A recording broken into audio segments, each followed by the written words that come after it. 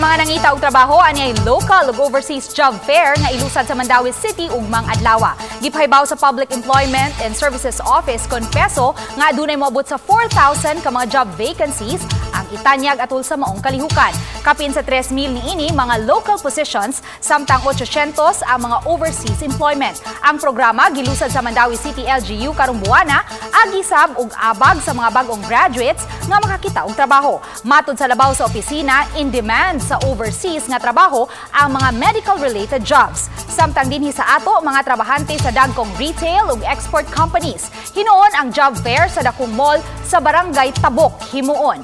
Katong murag may chance nga gusto mo trabaho, pwede maka-appeal sila ani kay timing ni siya. Gi-timing ni siya ng mga panahon na. Ano gi-timing ninyo kay umabot ang atong graduation sa K12 uban sa kanang uban sa nga college pod.